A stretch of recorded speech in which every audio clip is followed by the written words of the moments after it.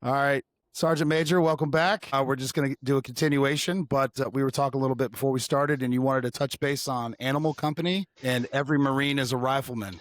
Okay, Left off. Yeah, so I kind of touched on it yesterday. When I left Special Operations Training Group, I got the Animal Company, 1-7 Alpha Company, and the CO kind of let me do what I wanted to do. And what I did is I took a few Marines from each company or each platoon. I forget weapons. So the three platoons, the three rifle platoons, I took a couple Marines from each and I turned them into my little cadre. Okay. And then we trained the company. But I drove the company insane because I dry practiced them. Some people call it dry fire. I dry practiced them until they went insane because I didn't live fire them forever. But when they live fired, they were amazing because of all the dry practice. Yeah. So anyway, so I was so lucky because when I got to Animal Company, I was a company gunny, the number 2 enlisted guy. Yep. But the enlisted tactician to the CO. So he let me kind of do our thing, and we kind of threw our special operations stuff on top of all of our regular infantry stuff. And the Animal Company became awesome because I taught them that, if you don't have a job, find a job.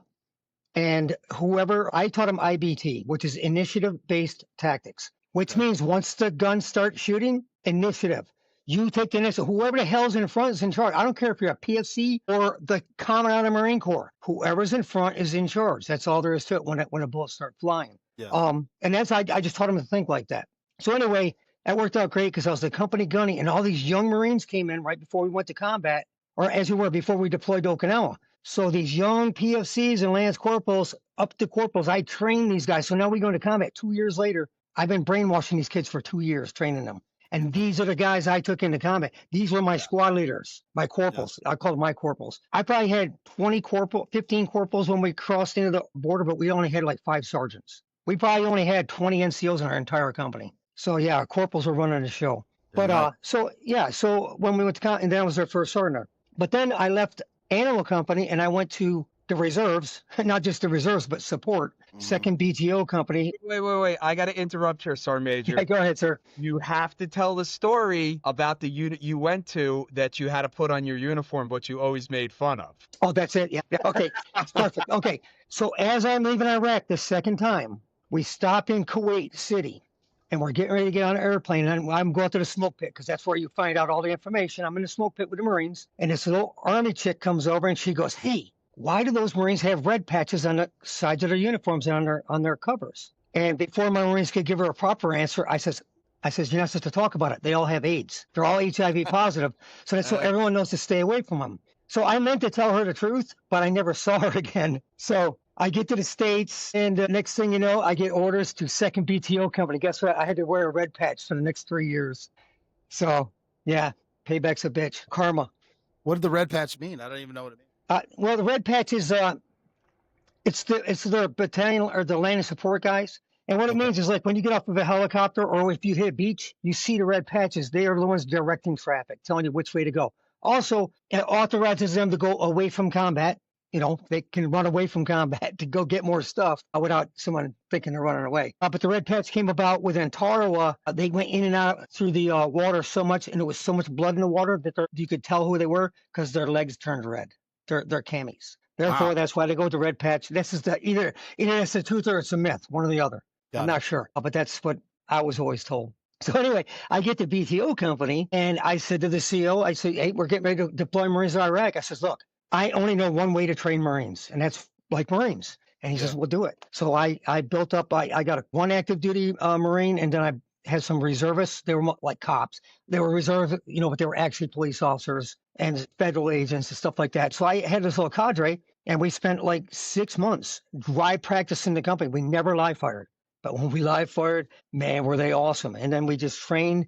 And I trained them for 3 years I was there, trained at multiple rotations into Iraq, and the Marines did really well. So I left there. My buddy goes, "Yeah, it may have worked in the grunts. It may have worked on the reserves, but there's no way it's going to work in the air wing where I was going next." Yeah. But I get there, and we're getting ready to go to Iraq, and they said, "Hey, we got to have a QRF, which is a quick reaction force, to support our, we had classified information. So we had to secure that secure area, our SCIF, and we had to secure our airplanes and secure area down there and to be able to react to it." So anyway, I started training. What I did is I built up a cadre. I took some of my admin guys and supply types or whatever you call them. whatever, support guys, not engine mechanics and stuff. And I built a cadre, and we dry practice again for a whole lot. And then we took them over to Iraq, and we didn't get a chance to live fire till we got to Iraq, but we had to go zero our weapons when we got there.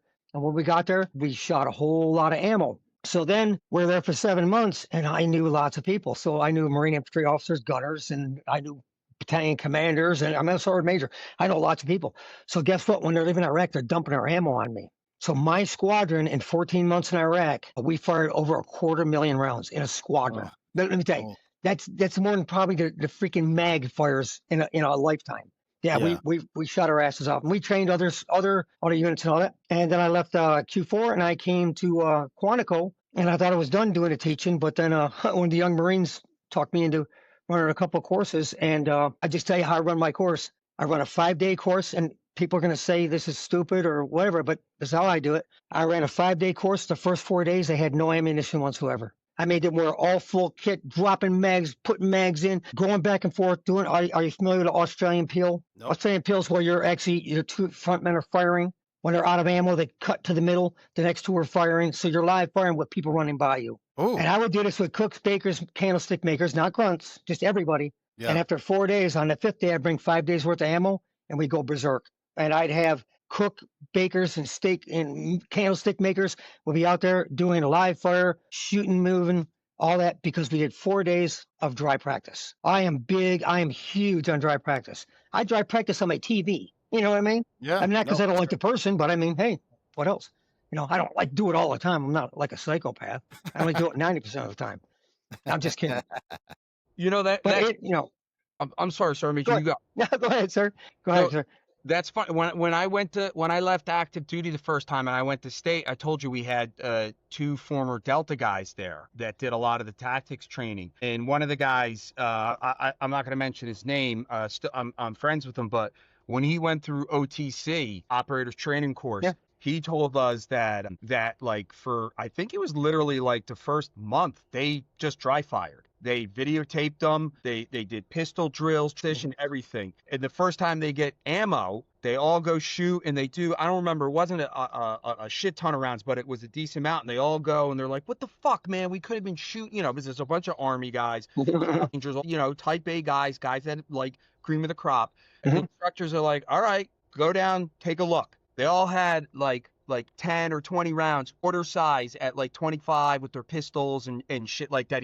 He goes, I was sold on that with dry. He told me that sold on that with dry fire. And he was big when we were going through training, and we would do like, even with sim stuff, he was like, all right, let's practice dry firing with the sim guns and everything. He's like, oh, if you're not, because he was big with like, if you get a gun, you know, you got to shoot it and make sure it's good for you. But he goes, if you know, you're going to get a gun sometimes and you're not going to have time.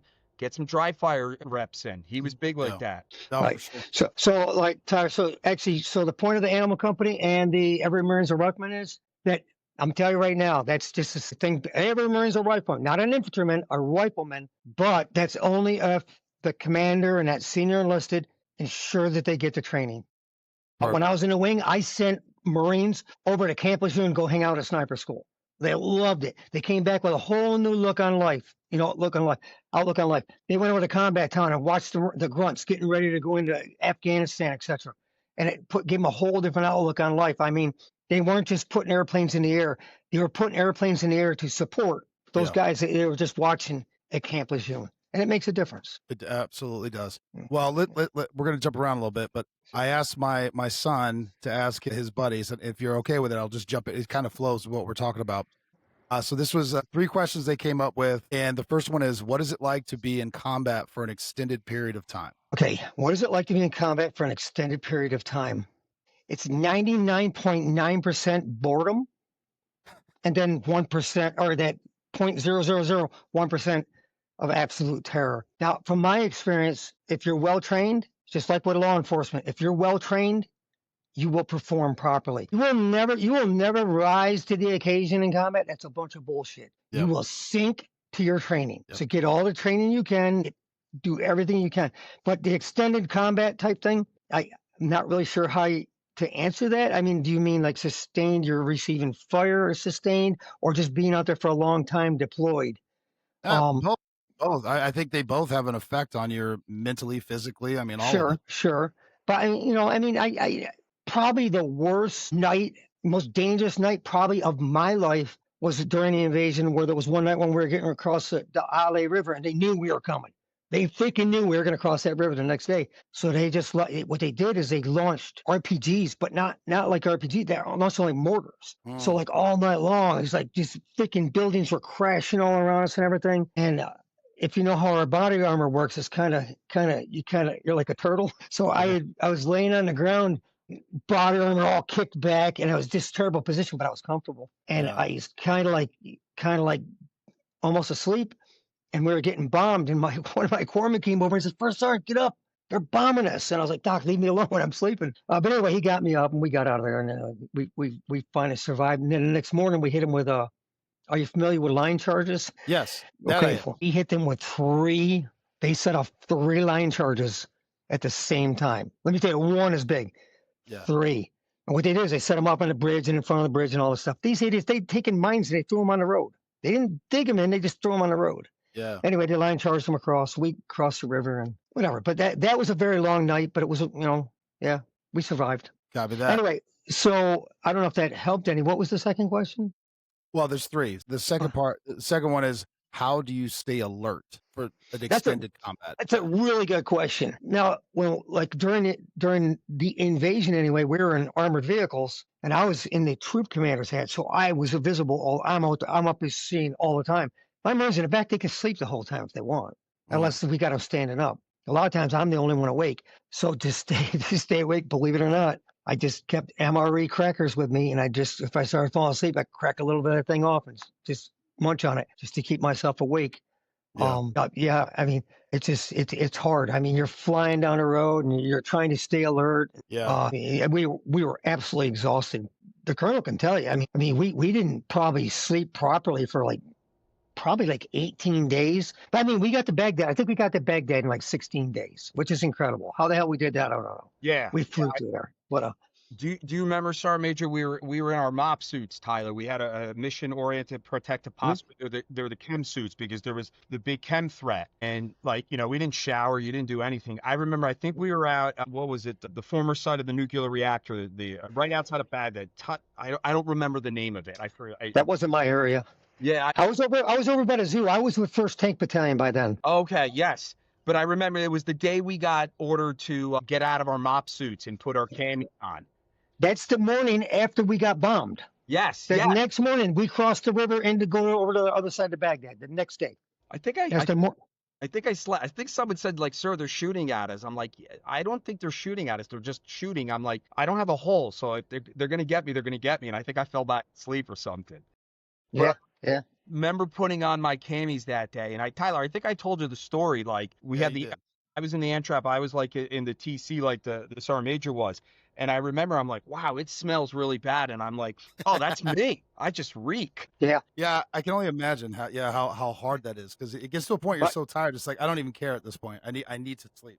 So on that note, which is kind of funny, we get into Baghdad and we had this one corpsman that was attached to us. He's an HM2, outstanding. He was like our handyman for everything. But anyway, still don't know how he figured it out. But he went over we were at the Martyrs Mall by the Baghdad Zoo. And he went out. We were staying by the Martyrs Mall, and Doc went out in some field, and he pulled up a PVC pipe, and he cut the pipe, and he put it up in a tree. And whenever he put it in a tree, the water wouldn't flow. But when you brought it down, it would. So our first showers were with this freezing cold water out of these pipes that you pull out of the tree. But here's the thing: is you had 2 choices.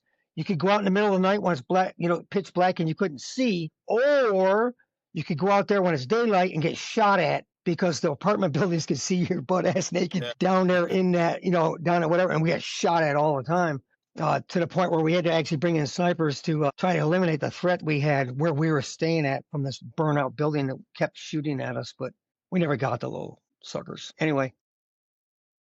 Yeah. That's how we got our showers. All right. Last question, and then we'll get into the meat. But I told my son I'd do this, so I'm going to do it. He didn't know how to phrase it, but he was just like, what are some things to look for so you don't die? Or be aware of? What are some of the things to look for so you don't die?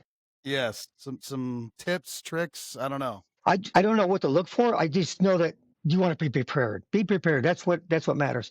Here's the thing: is it's just like even in martial arts or law enforcement. If you could have at least talked through something, if you can't train something, if you've at least talked through it, when it comes down to doing it, you might be okay. Training is the best way to do it, but whatever. But like I said, he's got to get the most training possible. The more confident you are, think about it, even in law enforcement, the more in military, the more confident you are with that weapon, the less likely you are to use it in a direct contact situation. So the more proficient I am with my weapons, the less likely I am to make a bad shot or even take a shot that I didn't need to. There were multiple times in Iraq where by the rules of engagement, I absolutely could have killed people. And I did not because the circumstances, I didn't have to, and I would have just made things worse. In other words, in both situations, it was in a crowd. So they wouldn't have cared if they was breaking the ROE, killing people in front of 200 people, even though they deserve it. Sometimes one-on-one. These are like, hand-to-hand type situations. Anyway, I know that didn't answer his question, but I don't really know how to answer it. I'd say get around good people, make sure you're around good people the best you can. Yep. And try to avoid, maybe you're going to know who you can't trust. And we kind of talked about yesterday, just because that person it looks good in uniform and everything doesn't mean they're going to perform in combat.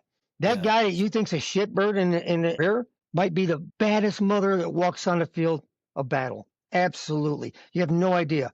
The good guy in the rear may not be the good guy in combat, but usually they are. Usually they're the same people, but not always. No, for sure. He already has stories about that when he went through boot camp where not the best PT stud, kind of the drill sergeant, drill instructor, wrote him where you might get punished once or twice. He was getting punished 7 or 8 times, just really going after him and, made him do a drill that most had to do once or something like that. They made him do it like 4 or 5, like just really just trying to like, you're going to have to want this if you want to be a Marine. And he's like, Dad, he fucking did it and he made it. And he goes, he has nothing but the utmost respect from everybody. He goes, I would go to war with that dude in a heartbeat.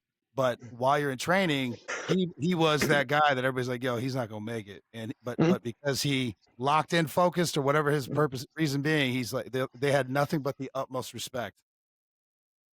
Well, the recruit I messed with my very first platoon was a 4th head. I had no job, so I messed with recruits. But this one here was my special. Yeah, special guy, and I've even told him. And so whenever I was bored, I go mess with the recruit, and I told him, I says, you know what, you're the toughest recruit I ever had. I mean, I did everything I could to break that kid, and I kind of did break him, but broke him and made him stronger, and broke him made him stronger.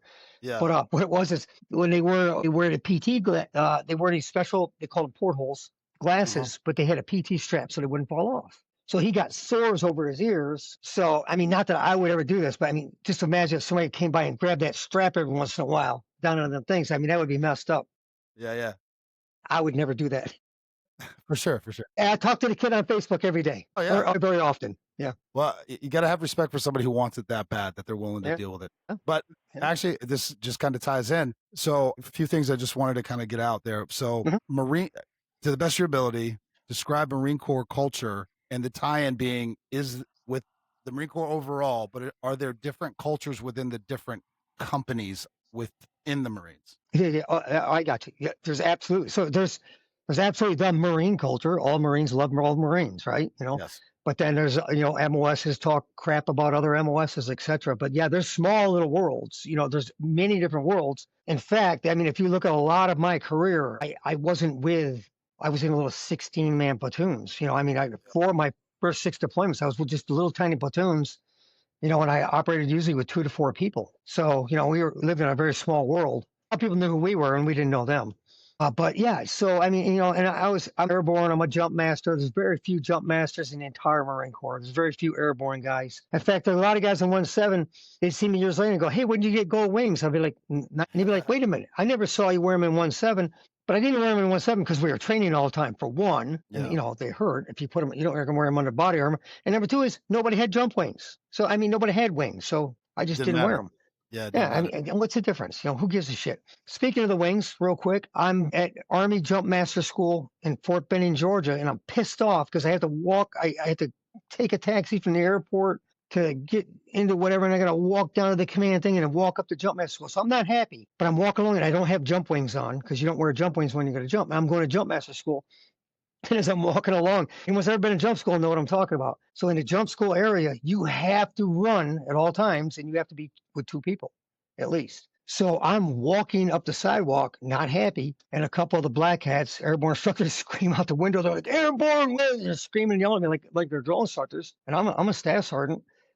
And I'm like, I gave them the finger or something. And they came running out like they were drill instructors with them. They're screaming, yelling, "You run an airborne area." I'm like, "Hey, shut up, idiots. I'm going to jump master school." They're like, "Where are your wings?" And that Marines will appreciate this, but the Army's not going to like what I'm about to say. But they say, "Where's your wings?" I says, "Oh, you mean my gold wings or your faggoty little freaking lead sled?" Whatever. And they were pissed and just turned around and walked away.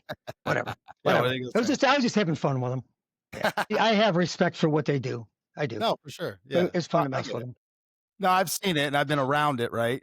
People in the military, they all have the mutual respect for each other, but nobody busts each other's balls like, Marines or Army, whatever. They all bust each other's balls. But I will tell you this: you take a bunch of SF dudes or a bunch of Marine Corps recon snipers and SEALs and a bunch of even SWAT dudes, and you put them all in the same room, and they're all going to talk shit about each other, but all appreciate each other. And when you leave, you'll think they're all gay because they'll keep calling each Yeah. other faggot and everything. So The whatever. bromance. The bromance is real. Yeah, Oh, yeah, yeah. yeah. Just Oh, it's all in fun though. It's all in fun. Yeah, I've told Adam about that. It's similar to being on a football team. There's 100 dudes, and you start questioning things when you get alone in the shower and you're all showering together. Sure. Stuff happens, Yeah. but those are your brothers. I understand the camaraderie. There's a joke always that especially with Marines, it's like when Pride Month comes, everybody's like there's a meme out there where there's like a kid has his Marine Corps flag in like a dorm room, and the person's like, "Oh, I didn't know you celebrated Pride Month," because it's like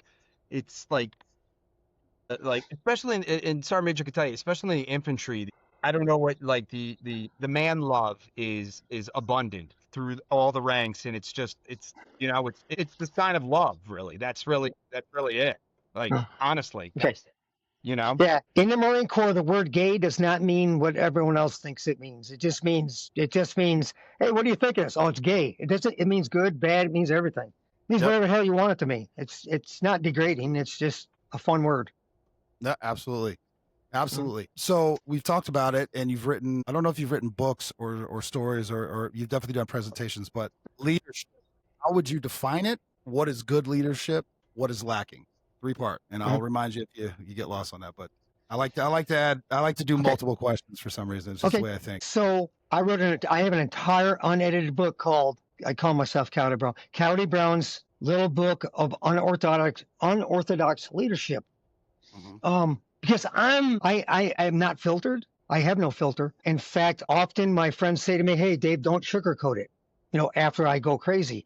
And then I've also been accused of having Tourette's because everyone else will say things are fine and I go freaking have a fuck fit, whatever. And they'd be like, "Yeah, he's going Tourette's again." But I don't just sit there. A lot of times people just sit there and say, "Hey, everything's fine," when it's not. And I can't do that. But I'm a very unorthodox leader when it comes to a lot of things. I think a lot of staff NCOs have the problem that they're afraid to ever ask someone junior to them for help or how they do something. And it's terrible. It's absolutely terrible. And I don't care what job you're in. If you're a supervisor and you don't ask your people what they do, because you don't do it, you're wrong. But there's a lot of things where my leader, I'm very sarcastic and I like to joke with people. And when things are worse, I like to make the biggest jokes. And a lot of my peers did not like that. In fact, the colonel can tell you, probably might be able to tell you that Bravo Company and 1-7, that leadership hated. I trained Marines from every company in that battalion except for Bravo Company because their commanding officer and their enlisted leadership, their officers and their enlisted leader, the top one, had a problem with me. They thought I was unprofessional, etc. I mean, professional, whatever, dude. It's whatever you think it is. You know what I'm saying? Yeah.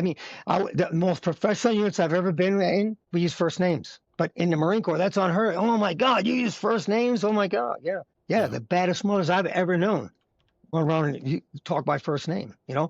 I've had colonels when I was a staff sergeant call me by my first name. I still called him colonel, but they called me by my first name at times when it was just the two of us talking. For sure. But so Did I even come close to answering any of your No, I questions? think it did. No, I definitely think it did, and I appreciate it. Okay, It's one of you know what? Hold on, Tyler. I tell you, go I'll ahead. give you a quick example.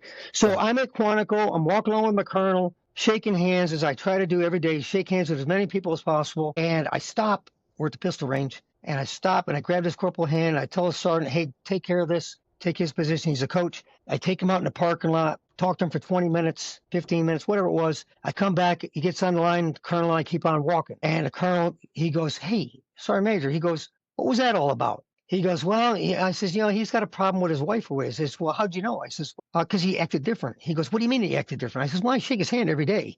And today he didn't greet me the way he does every day. Yeah, because everyone does things differently. But he acted differently than he does on other days. Therefore, I looked into it. And, he was like, "Oh, my wife's upset with me because, I'm a coach and I'm working, 27 hours a day and I'm never home. I just got out of combat to get a rest and this is no rest." And I said, "Look, here's what I always tell them. I say, do you love her? And if they say yes," I said, "then go home and buy some flower, go get some flowers and a card and say, thank you for being there for me. Thank you. I'm sorry that I have to work all these hours, but whatever. But you know what? She's sacrificing too. Yeah. Either make her happy or move on, one or the other." That's what I say. Because you got But to on know that them. note, so I'm in, now I'm in Iraq one time. This is 2008 or 2009. I get confused because I was there both years at different times. And, so I left and came back. Anyway, I'm out in a little smoke pit area before you get into the headquarters. I'm going to a meeting and I talked to the sergeant for like 10 minutes. And I go in and I see a sergeant major. I say, "Hey, dude, hey, what's up with a sergeant, whatever?" He's like, "What are you talking about?" And he had some serious issues. And I'm like, "Dude, how come I've only met your Marine for freaking 5 minutes? He's telling me his life story. He's your Marine. You don't know anything about him." And what it is, I think a lot of the sergeant majors and senior enlisted or whatever rank, they think that they're supposed to run, whatever. I don't do that. I'm not a big motivator, screaming and yelling type person, and I just don't do that. I mean, to me, motivation is being out there and doing your thing. One time I was on a drill field and it was pouring rain, and we were out at the field portion, so drill instructors weren't training them. The grunts that worked there were training them. So there was a pavilion there. It's pouring rain. I just went and stood under the pavilion. I had nothing else to do. And there was a couple of Marines, drill instructors, standing 10 feet away from me in the pouring rain. And they look at me and they go, hey, drill instructor, aren't you a grunt? Why aren't you out here in the rain with us?" And I'm like, "Because I'm a grunt, you idiot. Why would you stand in the rain when you can be dry?" I mean, they've been out there so long, their campaign covers are starting to droop. Freaking idiots. But it doesn't make you hard. That makes you stupid. It does. It's cross the No, for line. sure. Yeah. And so I've never been in a leadership role like a supervisor or anything like that, but I've had my slew of really good leaders and really bad poor leaders and everything in between. And it's those things. It's like what makes a good leader. And I've tried to think about it, and I think the only thing I can come up with is sincerity. That you are sincere in whatever it is you're saying or doing, whether you're being a fucking asshole. Hey, he's an asshole to everybody. He's sincere about that. Or you're, the nice, friendly guy. Matter of fact, some of my favorite supervisors were assholes. They're like, "Dude, that guy's such an." I was like, "Yeah, but at least you know where you stand with him," because the super nice, friendly ones, typically from my experience, were always the ones that would stab you in the back the first chance they got, or not help you, or whatever the situation may be. And it's not really a personality thing. I've had the cerebral. I've talked about him on several episodes. Iro, he was Hillsborough County, very like cerebral dude. I mean, he was doing, Star Wars references. He would reference Darwin. Like he's teaching law enforcement, and he's referencing these things. Conan the Barbarian, and then he speaks multiple languages. Very cerebral dude, but he would give you his time, and he was very intentional and sincere in trying to help you. And I've also had some straight knuckle draggers that I don't know that I wasn't always confident they knew how to read that well, but I'm telling you right now, they were great investigators. They were great cops, and they were great people. See what I mean? But it's that I just anytime you get up with leadership, I just like to hear the different thoughts on it. So, did you want me to elaborate on that? Yes, Or? please. Yeah. Yeah. So, some people, I agree. Definitely, I was always hard on my Marines. I was, but you know what? They always knew I was coming from. And some people think this is weird, but I always say I was always coming from a place of love. Even when I was torturing them, I wanted them to be the best Marines possible. I mean, I wanted then they get to the Fleet Marine Force. I wanted when someone says, "Who's your drill instructor?" if they use my name, I wouldn't want them to say, "Oh my God, he trained you? You're a turd." But so I wanted to produce the best Marines I possibly could. But if you don't mind, I want to say something real quick because I've kind of busted on Bravo Company multiple times now, and it was not the Marines. It was absolutely the CEO, a couple of his officers, and their senior enlisted. And I want to defend their company. And I don't know if the colonel remembers this, but we had Task Force Solder in the fall of 2003, and it was led by Captain Rao. Do you remember Captain Rao? Yeah, I don't yeah, think you yeah, remember. yeah. I do. Yeah. Okay. Yeah. No, well, So I remember it. Major. His. he got killed on the next deployment. He got killed his first day over there. I think it was first or second day. Jeez. But anyway, so he was the commander of Task Force Solder, and it was 2/3 Animal Company, my Marines, and 1/3 Baker Company, Bravo Company, their company. And we had Gunny, oh my God, Craig Marshall, Gunny Marshall, and Stan Sergeant Peterson were the element commanders or leaders, and then the colonel or the captain at the time, and then Major, he was the task force commander, but I was their trainer. And I'll never forget going down there, and they're like, "Hey, yeah, you're going to be training this task force." I'm like, "Great." So I'm thinking, well, if I'm training, I get to go too, right? And they're like, the colonel's like, "No, you don't get to go. You're just going to train them." I'm like, "No, sir, I got to go." He goes, "No, you got a staff sergeant, a gunny, you got a captain. There's no need for a first sergeant to be there." And I was like, son of a bitch, I got to train this unit, and I don't even get to go with them. Are you kidding me? But let me tell you, after we trained, I mean, because they left their units and they came to us, and we had them 24 hours a day, and we trained the shit out of them. There was an A team, ODA, Operational Detachment Alpha Special Forces team, at the university, not my compound, but the battalion compound. That I was there. Charlie. Okay, there you go. Do you remember that? Did you know there was an ODA there? Yeah. And they had They were awesome guys because I think a couple of them, at least two of them, were former Marines back in the day. Right. So they were all coming over. So I went to them and I says, "Hey, I got to train this task force." Because I'd been with SF quite a few times. And I said, "Hey, I know these guys. I've been with 5th Group before. These guys are 5th Group." I says, "Hey, can you help me out?" I says, "Hey, dude, we're too busy. We can't help you out. But we got a lot of ammo." And I was like, "Fucking A, man." So, and we got a range. So I don't know if you remember, sir, they had a range right behind their building. Yep. Yeah. So for 5 days, I took them Marines out there, and I would shoot them until their weapons were on fire. I mean, smoking. I actually got pictures of them guys shooting, man. And I'll tell you what, when I was done with them after 5 days, I mean, I shouldn't say this, but after 2 years of training in Alpha Company, and after 5 days of training on Bravo Company guys, you couldn't tell who was who. They were all one unit after 5 freaking days. So it wasn't the Marines. It's just their CO and their first sergeant. They freaking hated my guts. So I just, I mean, I go by their company and say, "Hey, butt blaster Bravo, you bunch of homos," and all this stuff. I just talk shit to 180 Marines as I'm walking by and CO, whatever. Tyler, the CO and first sergeant were like a match made in hell. If the CO stopped, the first sergeant would have gone right up his ass. Yeah. I know that type too. Those that's the worst. Sergeant Major, do you remember that when they hiked? Now, Tyler, most units when you hike in the Marine Corps, like you're part of it is swinging your arms, so it's like you're holding your rifle, you hold your M16 or something.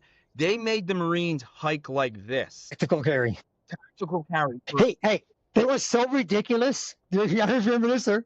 In Kuwait, those Marines could not even go to the head before we entered the invasion.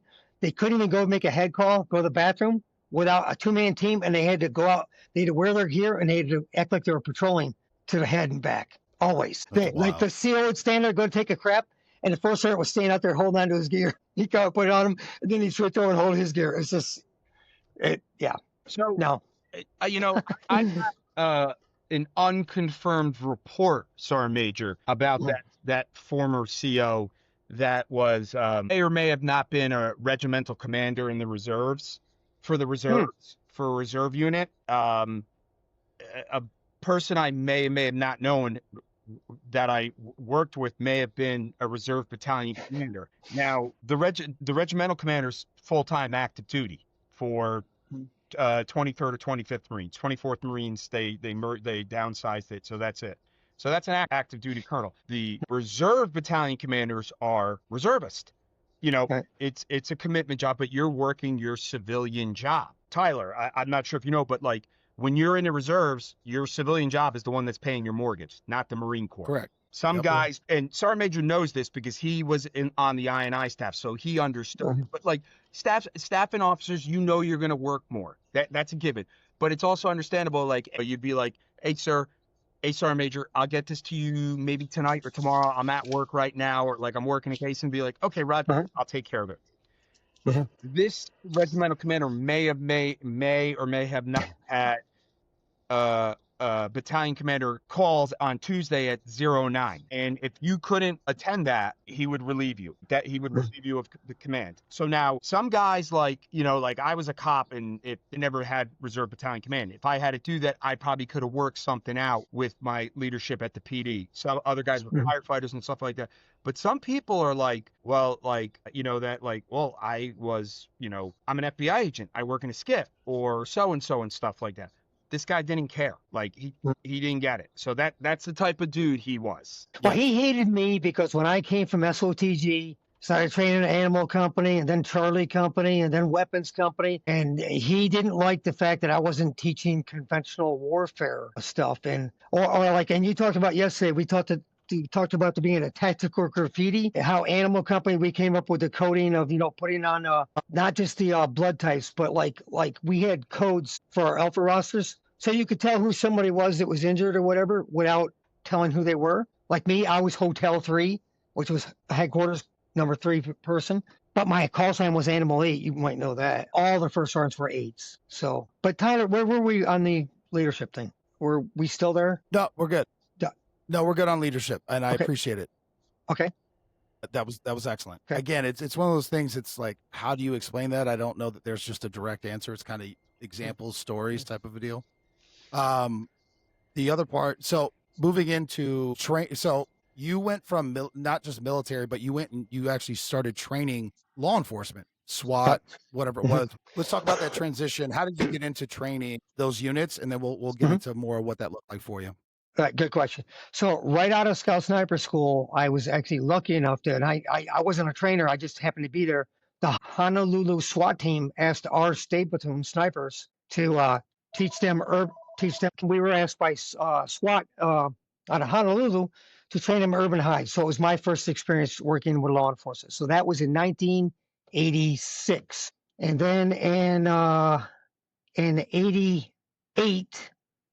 89 and 90, I was a drill instructor, and I trained the special operations, or they call them SRT, Special Reaction Team SWAT guys on the base at Parris Island. And I also trained the county sheriff's department in sniping. And then I went back to Hawaii and we worked with the SWAT guys again, but we also worked with the FBI SWAT team. They have a regional SWAT team there. So for the next 3 years, whenever I was in Hawaii, I worked with their SWAT guys, training them in rural operations, some urban operations, and I got to actually do things with them.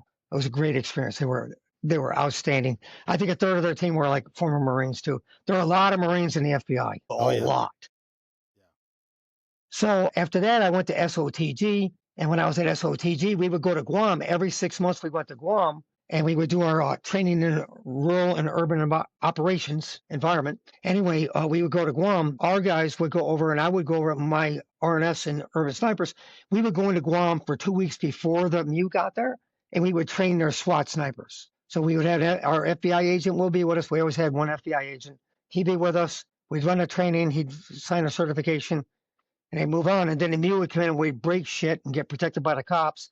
And then we'd leave, and 6 months later, we'd come in and do it again. So I got a lot of training with the cops during that. Oh my God, I've worked with law enforcement all over the place, all over South Carolina, North Carolina, Hawaii, Kuwait, Malaysia.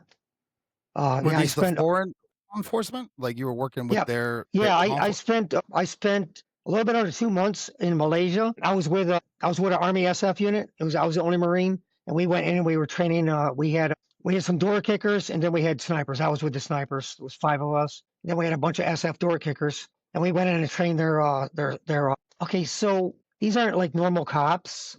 These aren't street cops. They're like FBI HRT, if you will. So they're a national asset that can fly anywhere in the country and do whatever. But in this country, they have two main units. And one is no kidding. They dress like the military, jump out of airplanes, act like the military, everything, and they do, counter terrorist operations, etc. And then you have another unit up in Kuala Lumpur, up in there that these guys have earrings and long hair and stuff. Some of the guys. Yeah.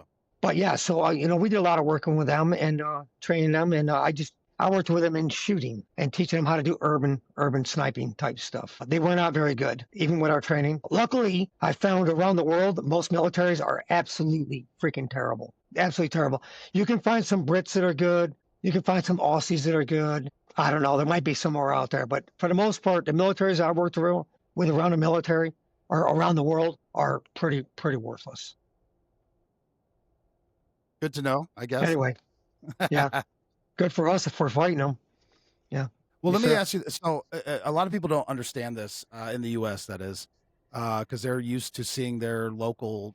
The law enforcement in the U.S. is wild because there's city cops, deputies, troopers, federal agencies. There's like 320. I might be off by a few. Federal agents, special agents. But there's also like you have the cops at casinos they have arrest powers. Disney World has cops. Yeah, here they call them special police. There you go. Indian territories, they have their own. It's like a different thing, and they all have their own kind of ways that they operate. Right. Overseas. And I'm somewhat familiar. I always ended up working. I could never tell the difference between the federal police and the military in a lot of these countries, kind of like Vietnam, Thailand. Right. Yeah. Well, Thailand, in Thailand, if you didn't know they were a cop, you'd swear they were military because their uniforms they look like they're military. Even the street cops look just like they're military. Yeah. So what was that like working with them? And also the cultural differences. And when I'm saying culturally, it's not just the, their country culture, but their law enforcement culture is very different. Let me just give you one story for an example. I was in Japan, and in Japan, they nobody carries guns, only the cops carry guns. And it's like these old school revolvers with like 5 rounds. That's it. But a lot of them carry martial arts weapons or canes. Carry a club. Oh, yeah. And they'll smack you with it too. They'll smack the shit out of you. Yeah, yeah. I was at the Imperial Residence or Palace. I'm sorry, Emperor's Palace. Which, side note, it's all pink in the inside, like Pepto-Bismol, and they had, cause apparently, when they renovated it, it was like black and white times, and it made it it popped. Anyway, it doesn't matter, but it was one of those odd things I didn't realize. All these sirens go off, and you got to understand, like Trump was there, so I mean, that area was on full lockdown. And some civilian decided to do like a petty theft from like a 7-Eleven. I mean, just like real minor. And my counterpart, because we had to have a liaison for translation and all this other stuff, and so we didn't fuck something up. Was like, oh my God, it's really big crime. And I'm like, oh my God, like was somebody shot, like a bank robbery? Like all these cops came out of it ended up just being like a petty retail theft. There was probably 20 cops. They beat the shit out of this guy with these big cane things or whatever. And it was like a big deal for like he stole some food or something, like real minor. So what I'm saying is the cultural on the way they enforce the law is different. What was that interaction? And you don't have to give me like a play-by-play at all the countries, but I can give it to you. I've worked with the police in territories. I've worked with them around the world. And I'll tell you right now, our law enforcement in this country is criticized all the time, and they deserve some criticism. But let me tell you something. We have the best law enforcement by far, the most justified law enforcement without a doubt in the freaking world. There's no doubt about it. You go to places I have seen it with my own eyes, how corrupt the police are. You get pulled over and you got to buy your way out of a ticket. There's no ticket. You got to, how much money you got in your wallet to get out of it, Oh, yeah. Yeah, there's a lot of corruption out there. There's no doubt in my mind that we have the number one law, not judicial, but the law enforcement part is without a doubt, in my opinion, the best in the world. Yeah, there's a difference between law enforcement and the judicial aspect of it, because that's a whole nother thing. Yeah. Well, when you put a D or an R after your name, that's not to get into politics, but when you have a D or an R after your name and you're a judge, how can I trust you? Yeah, it shouldn't matter. It should not matter. Justice is blind, why the hell do I know what you are politically? It's ridiculous. Yeah. Anyway, let's get away from that. Okay. But Yeah. you know what, Sergeant Major, Tyler and I talked about this, like, especially from, I've saw more with the local, when I was the Mhm. local cop, you know, I tell people, what's the one color the court looks at? And they, you know, they want to say like the person's white or something. I'm like, nope, green. That's what the court cares about. It's green. If you got money, Yeah. you can, Mhm. you can get out of something. Bottom line. My one, just to touch on it and then we'll move on, but early on in my career, I was a deputy, and I was in court all the time for whatever, ranging misdemeanors to felonies, doesn't matter. And the prosecutors would be like, oh man, this is a high powered, they'd always have this dread over who the defense attorney was. And I used to think in my head, why does it fucking matter? Like, okay, you have 20 defense attorneys or one defense attorney, court appointed, or $1,000 an hour. If you have a case, then you have a case. What the fuck does it matter? Yes. But I quickly learned that it does matter, and I don't have a good answer for you why. But yeah, money's the problem in that section, unfortunately. But we'll move on from that because that's not the point. I have some strong biases against that. We talked a little bit yesterday offline, but I'd love to get the story recorded if it's okay with you, because you said you worked. Well, two things. You trained with or trained Secret Service snipers, and then you actually deployed with them. And I want to touch on that story because I'd like to Okay. go over that. Yeah. So the G Summit in 2000, who was it? President. It was President Clinton. He was in Okinawa. Well, he was in mainland Japan. Then he came to Okinawa. But before he came to Okinawa, I was at SOTG. But the MPs, Special Action Team, requested me to come down and get chopped away from them to their command to be their SME, subject matter expert on sniping, counter sniping. Yeah. So I was part of the Special Action Team, and then your guys came in ahead of time, the lead team, and we did our. Am I allowed to say this? Yeah. Go ahead. Okay. So we cleared out to that distance, the 1,000 yards. We did all of our things for a few days there, and then when it came time for me to do my thing, I was up on top of the building. President Clinton was giving a speech down in in between his barracks, and I was up on top of the barracks. And I had my sniper rifle with my night vision. But as I was telling Tyler, I didn't have any ammunition. Because I was aiming in on the crowd down there. Yeah. But this handler, I think he was a Marine. I don't know if I'm allowed to use his name, but anyway, it was hold on to the ammo. So I never touched any ammo. No, it just so what we were talking about, and I don't think a lot of people understand this, is that the Secret Service does have counter. Again, they call them counter snipers, and I'm sure there's a technical reason why they do that. But a lot of times they will partner up with military snipers.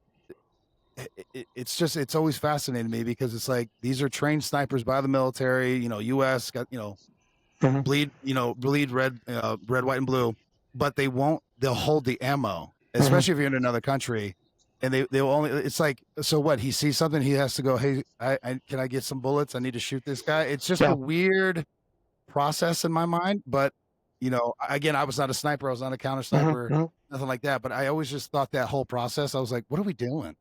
But here you are, you're like, yeah, no, that's how it works. So right before I retired, I had to give a speech to this unnamed unit.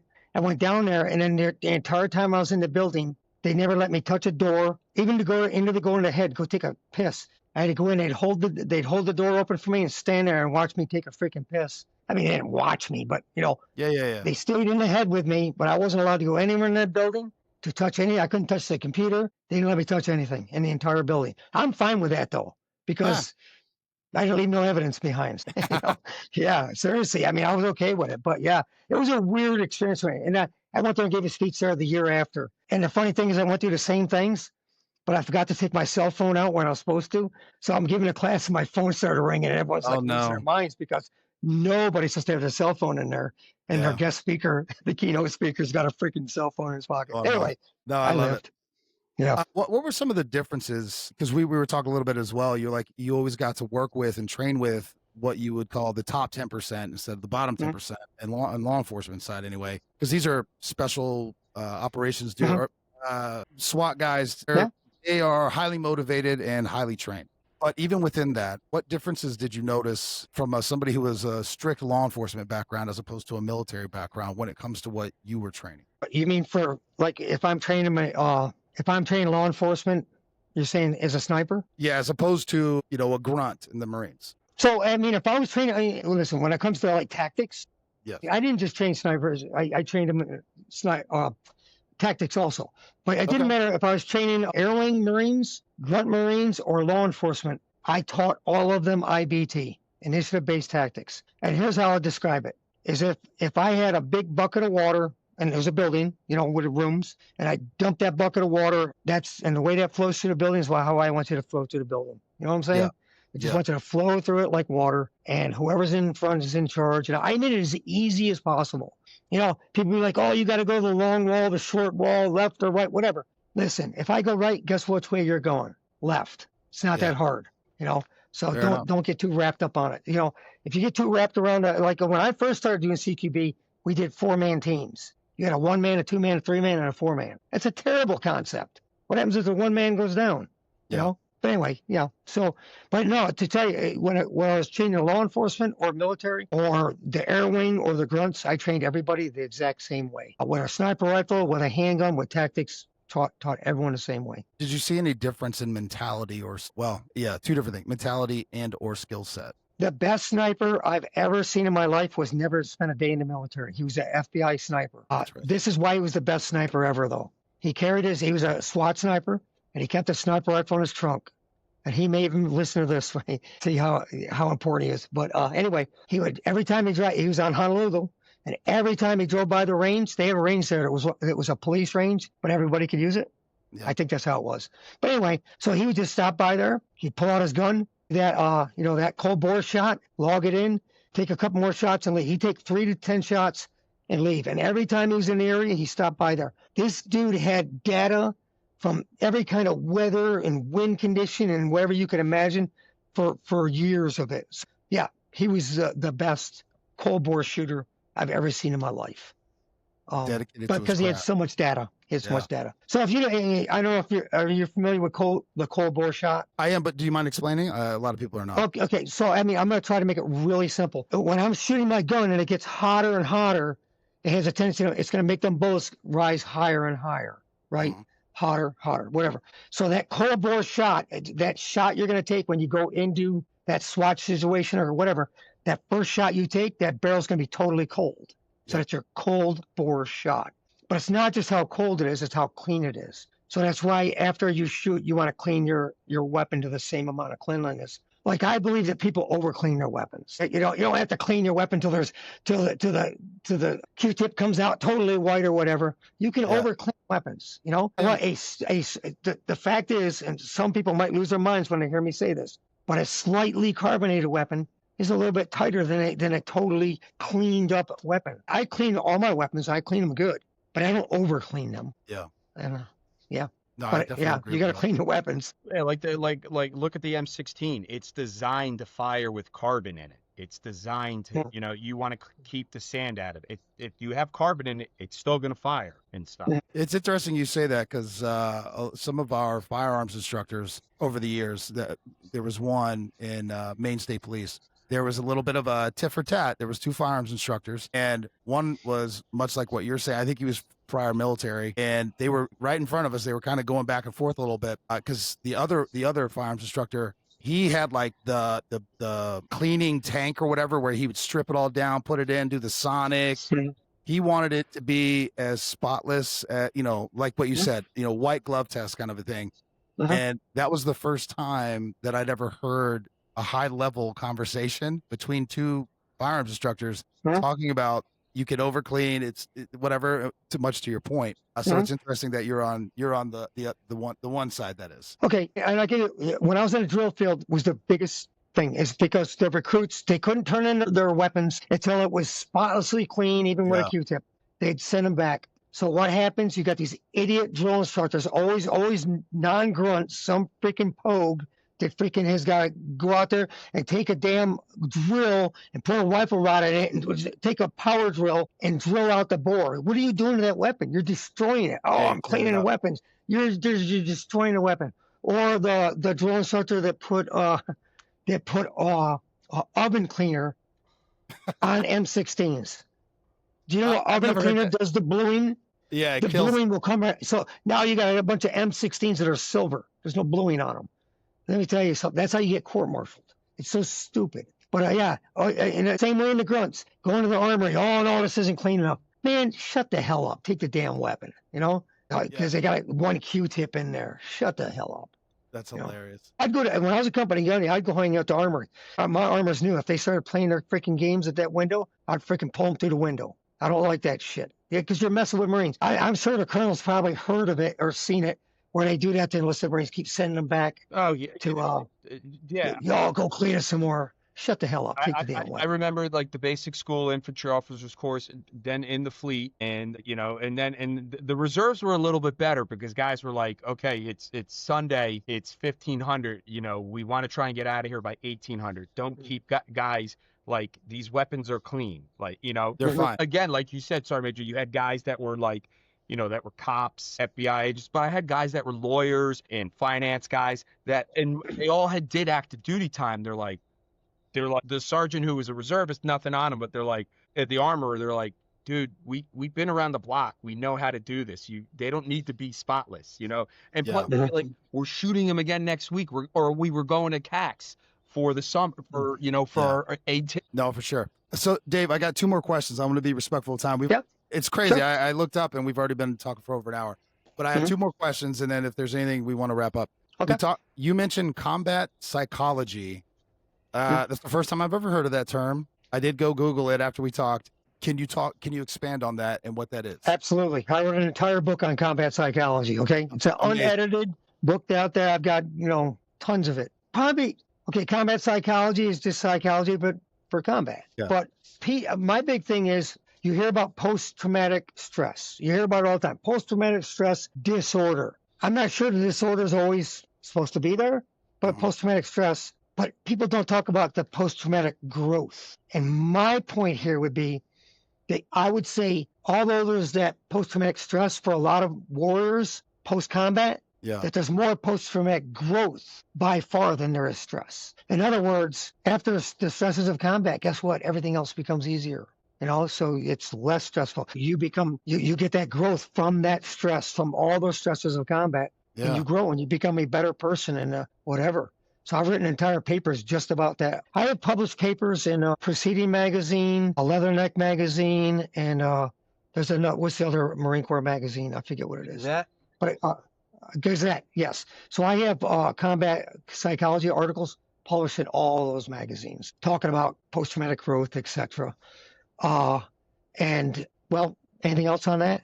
Well, I just want to elaborate on that because I talked to my psychiatrist. We actually did an episode as well, and it was the stigma of trauma itself, right? Because you hear a trauma, it's like nobody wants to hear about your fucking trauma, or everybody. It's just like this trauma is just this negative thing that just this is why I can't do this, and it's hard to generalize trauma for somebody. It's also hard to really define it because what's traumatic to you might not be that big a deal to me, right? So, but and her point was, and this is where it triggered in my mind what you were talking about with combat psychology and the concept of post-traumatic growth is that psychiatry as a field has not done a good job in general. This is generalizations on saying, look, you're a human being. We're all going to face trauma, and some degrees there's horrific trauma that it's unimaginable to you. There's also, just depends on how you grew up, whatever, right?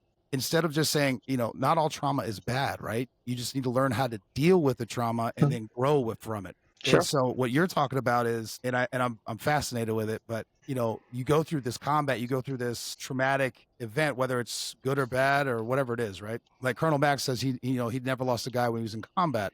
That's a good thing, but he still saw combat, right? But when you come back, instead of being like, oh, I have this, I was in combat and just kind of like withering away or whatever, it's like, no, now shit's fucking easy. Like compared to what I just went through, I could do anything. Kind of, that mentality, that mindset.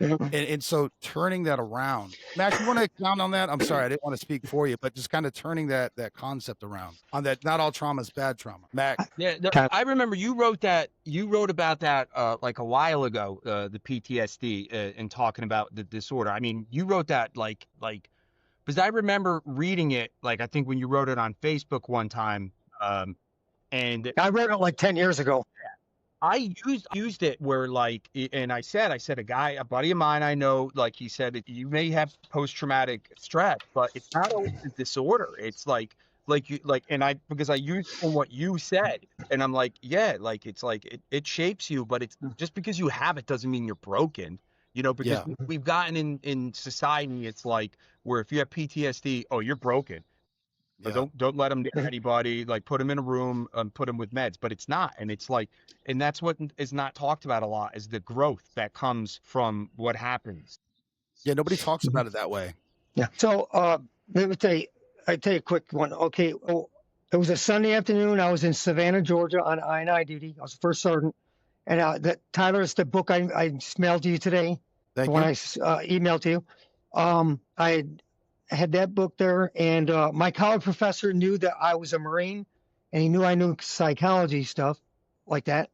And anyway, he called me on a Sunday, and he says, hey, a friend from church has a son who just came back from combat. He's in the Army, and he's all messed up in the head. Would you mind talking to him? I'm like, well, I don't know what I can do for him, but yeah. So I went into work. I went into Hunter Army Airfield. He was at Fort Stewart. So he met me over there about an hour later. So I'm a Marine first sergeant. I'm in my uniform, and he's a soldier in his uniform. And he comes in, and he doesn't want to talk. So I don't know what the hell's wrong with him. And but after we talked for a little bit, he said Carbala. And I was like, Carbala? I says, I've been to Carbala. I says, you know the lake? He says, yeah, I was up on the lake. I says, yeah, we did this up there and all that. So that kind of got him going. And then we talked for a little bit. And then finally I looked at him and I go, dude, what is the issue? Is there one thing, three things, whatever? Is there one main thing? And he goes, you know what, First Sergeant? There is. And I said, okay, well, lay it on me. He says, one night, and I think you're gonna know the story as I'm telling you, believe me. He said, one day we were running a vehicle control point, and a bus came down, and they had in Arabic, the sign said, slow down and stop, but it didn't slow down, it didn't stop. They fired warning shots with a machine gun. It kept coming, and they unloaded on it, and guess who's in the bus? Women and children, right? Okay, so yeah. So they killed a bunch of women and children. And he's looking at me, he goes, we murdered those people that day. And I said, well, did you know who was in the bus? And he said, well, no. I says, then how the hell could you have murdered them? I says, did they proceed past a sign that said slow down? Yeah. Did they proceed past one that said stop? Yes. Did they keep going after you gave them the warning shots? Yes. Then you know what? It happens. It's combat. And you know something? Clicked in his head right that minute. No one had ever told him he wasn't a murderer. I couldn't believe it. All the Army psychologists, he'd been seeing people for months. No one ever told him he wasn't a murderer. Did they wonder? I wonder this day, did they ever ask him what the hell was wrong with him? I don't think they ever asked him. Here's this dumbass first sergeant on a freaking Sunday afternoon, asked a simple question and fix this kid. And all these psychologists and psychiatrists couldn't do their thing. So what I would do with a Marine, if I had a Marine I thought had a problem psychologically, what I would do is, because, if they go to psychologists, the psychologist can't come to me and tell me. Yeah. I don't know if you knew that, Tyler. He can't. Yeah. But, so what I do is I take them to the psychologist and I say, hey, psychologist, hey, here's the deal. I think this is going on. Tell me if I'm right. So now he's obligated to tell me. So I put myself into the situation. Got it. You follow what I'm saying? Where if I just send him to a psychologist will not tell me anything. Same thing with medical. When I was a company gunner for a sergeant or even a sergeant major, I'd take them to medical and I'd say, hey, doc, I think this is what's going on. Tell me what it is. And they would tell me. But if you just send them to medical, they can't tell you, because of HIPAA laws and all that shit. Yeah. Let me tell you, HIPAA law makes sense, but it also is a crutch. People use HIPAA all the time to not do their damn job or not help all the time. Very true. In the Marine Corps, HIPAA will say that the doctors can't tell you what medication your Marine is on, but then you're in trouble because you let your Marine operate on a live fire range on narcotics because you didn't know he was on them. You know what I'm saying? So what the hell, Now you just have to hope that your Marines are, well enough to tell you what they got going on. Yeah, for sure. I'm sure the same thing happens in law enforcement, Yeah. Tyler can yes, attest it does. to that. Yeah. Yeah, we've done a few episodes on that and talking about it. Last question. And I think I already know the answer, but I'd like to hear it from your perspective. You hear a lot of old heads that have this is the way we did it for 30 years. Why fix it if it's not broken? But what is your opinion and I guess overall thoughts on the advancements that have been going on in gear, nutrition, and like the push on overall health, not just mental health, but telling Marines to, you got to eat right, you got to drink a lot of water, giving them breathable gear, whatever it is, take care of their feet, all this stuff that's going on. There's a lot of money put into it. I grew up with it, so they're like, they're weakening and softening the military. They're softening. Ridiculous. Fucking Expound ridiculous. on that, because I think I'm kind of telling you how I feel already, because I'm like, no, dude, you got to give them the best that they can to go do their job. But you get this old school mentality, like, you're softening them and whatever. It's all bullshit. I heard when you and the colonel were talking in your interview, I was listening to it. Yep. And the colonel came up and he says, let me tell you about this new generation. And I was like, fucking A, man. Damn right. Because let me tell you, and I think I sent you that. Did I send you an email with You did. the stuff I had on it? Yeah. So kids, it's called Kids These Days. I wrote this story called Kids These Days. And I was talking about the kids I took into combat, the 17, 18-year-olds. Yeah, I did have a 17-year-old. Believe it or not, he was in a rifle company, but he had to stay in headquarters to the day he turned 18 because he couldn't be in direct combat till he's 18. No kidding. Yeah. But anyway, so I forgot where I was at. I went off on a tangent there. I forgot where Kids the hell these I days, was. these kids Yeah, these days. okay, kids these days. So yeah, these kids are awesome. So then I looked it up, and guess what? People have been bitching about kids these days for the last couple thousand years. I mean, I showed them evidence of these philosophers that everyone knows that were saying kids these days, they speak out of turn. They don't stand up when their I remember elders walk in, etc. I remember watching show World War II in color. I don't remember how long ago, within the last 15 years. And I think it's before Guadalcanal. Maybe it was either Guadalcanal or Tarawa. And I think it was Guadalcanal because it was in the beginning. And there's a reporter there, and he's in his 30s at the time. And he's like, I don't know if these kids, these Marines nowadays are going to be able to, I don't think they're going to be able to win this war and stuff like that. And I'm like cracking up. Like, they did that because they show, like, the greatest generation. And, look what they did. And I'm so happy you say that, Sergeant Major. Like, yeah, I mean, like you said, there's the 10% everywhere. But just because that, like I said, like, we had kids that, like, they like, I'm like, why'd you come? Like, 9/11 happened, I joined up. I went to Afghanistan in 11 after I was off active duty. Felt guilty. I'm like, I didn't go. I remember one of the guys I was a lieutenant with, I think he was retiring as a major. He's like, Mac, you already been there, you done that, you don't have to. I'm like, Scott, I feel guilty because there's still guys there doing it, and I think that's a generational thing. Sorry, Mitch, you kids that were like 24, 25, and like, they're like, I got out and this kicked off and I felt guilty. I needed to come back and do it. And that's what it is. Absolutely. Yeah. Yeah. Yeah. Well, So I tell you, I want to tell you one story about in Baghdad, and it was Corporal Fernandez, and I think he was 19 years old at the time. So this corporal, this 19-year-old kid, is leading. This is a patrol through Baghdad, Iraq, right after the invasion. It's right after the invasion. We've kind of secured the area. But Corporal Fernandez leads this patrol that had me as his first sergeant.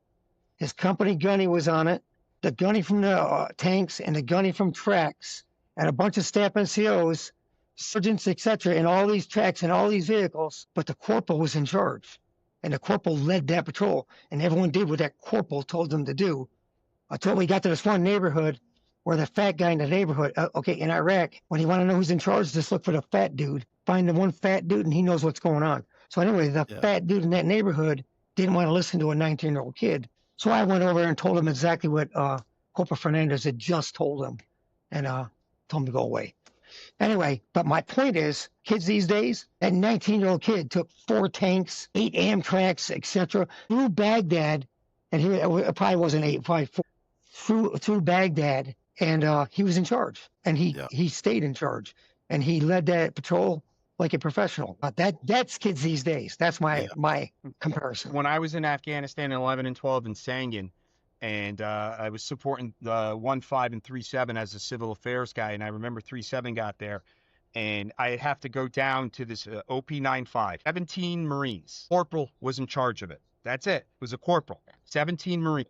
I went to pretty much almost every FOB within that battalion's AO, and I loved going down to OP-95 because it was the best run FOB there. I remember, I'm not saying any names or anything, but I said, hey, I remember going up to leadership. Won't say, but I'm like, hey, are you guys putting in Corporal so-and-so for an award? They're like, yeah. I'm like, what do you like? They're like, yeah. I'm like, listen, I've been down there a lot of times, and I was a captain at the time. And I go, listen, man, that is a one professional unit. Like, I mean, with the corporal, like, you know, I mean, they were all kids, and I'm like, I highly recommend the Navy com for him. And they're like, well, I don't know, he's only a corporal. I'm like, come on, bro, don't go with that rank.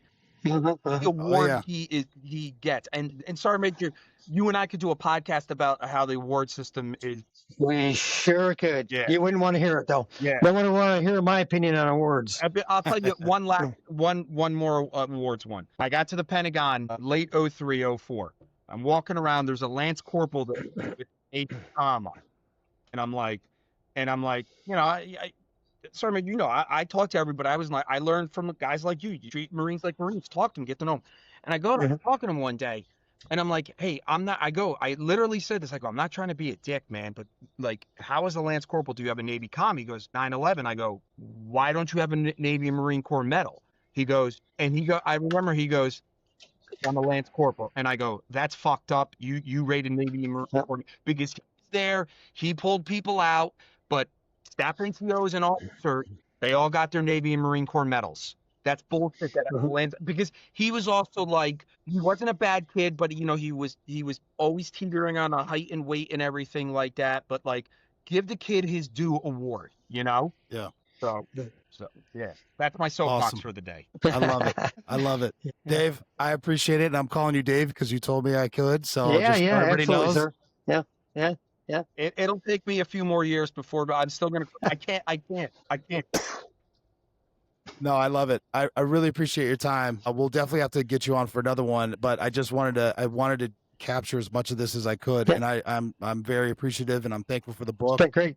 I'll let you know when I get it and Yeah. I'll be right on it. So thank you so much. And we'll Stay in talk touch, when my you get friend. your knee replaced. Absolutely. Yeah, I don't Get a care. cryo sleeve. Highly recommended. Highly recommended. Colonel Mac, anything? We good? No, that's it. As always, Sergeant Major, it is a fucking joy talking to you. Either like, I'm so happy I get to talk to you like voice, but like messaging, like, and that's why I comment, like Tyler, I comment a lot on his shit. He writes a lot of stuff on Facebook, and it's like, and I'm always like, I'm giving him props, and it's not blowing smoke up his ass, because he can definitely crawl into my window and beat the shit out of me. But it's like, I didn't serve with him a super long time, like, but I learned I can write fucking volumes what I learned from him and how to be a Marine, how to be a leader. Yeah. Hands down. Thank you, Sergeant Major. It's my honor, sir. Thank you. Thank you.